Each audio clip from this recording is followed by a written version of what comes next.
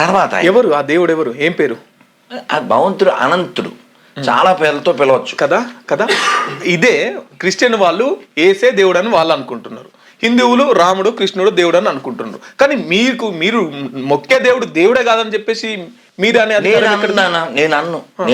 అవును కదా, గొర్రెలు అని చెప్తున్నారు, ఎల్లు పుస్తకం అంటున్నారు. నేను అంటలేదు, నన్ను వాళ్ళు అన్నారు. ఇప్పుడు నువ్వెవరు? What is your occupation? నేను మధు, పలానా జర్నలిస్ట్. ఎవరు చెప్పారు మాకు? నువ్వు పరిచయమే కదా నాన్న. నువ్వు మధు అని మాకు ఎలా తెలిసింది? నువ్వు చెప్తే జర్నలిస్ట్ అనేది.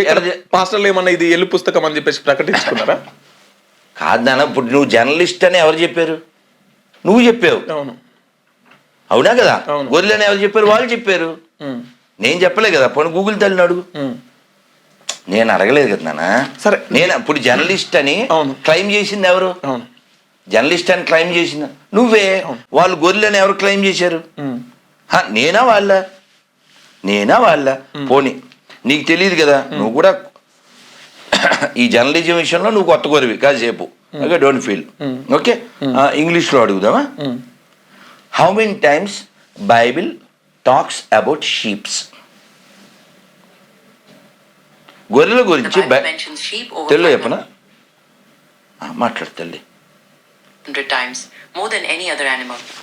They were important for providing resources and represent spiritual guidance, protection and sacrifice.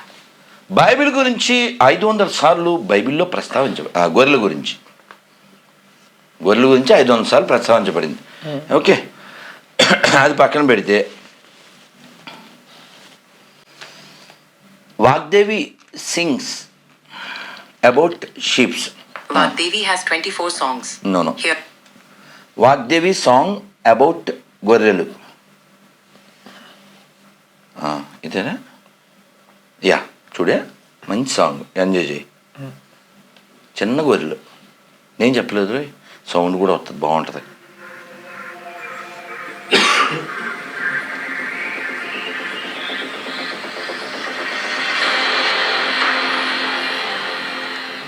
పిల్లలు, మనమంతా ఎవ్వరం?